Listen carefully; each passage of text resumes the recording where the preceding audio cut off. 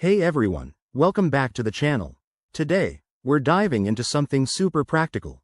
How to activate your Asus router with Xfinity in 2025.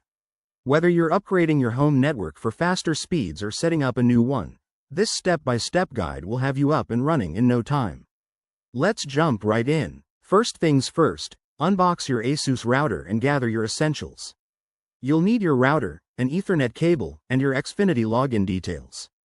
Start by connecting the Ethernet cable from your Xfinity modem to the WAN port on your Asus router. This is usually the blue or yellow port, so double-check to avoid any mix-ups. Next, plug in the power adapter to your router and turn it on. Wait for the lights to stabilize, that usually takes about a minute. Once it's ready, connect your computer or smartphone to the router's Wi-Fi network.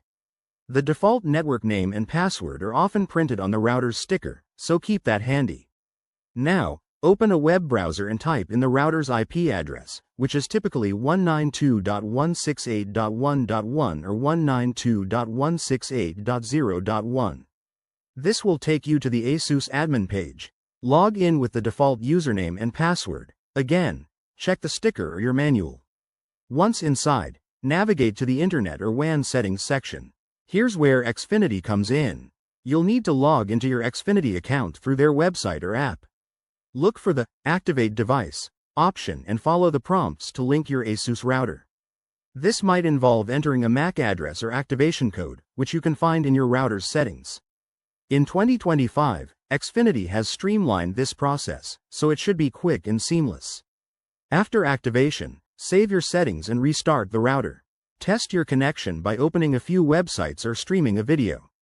If everything works, congratulations, you're all set. But if you run into issues like no internet access, double-check your cables, restart your modem, or contact Xfinity support.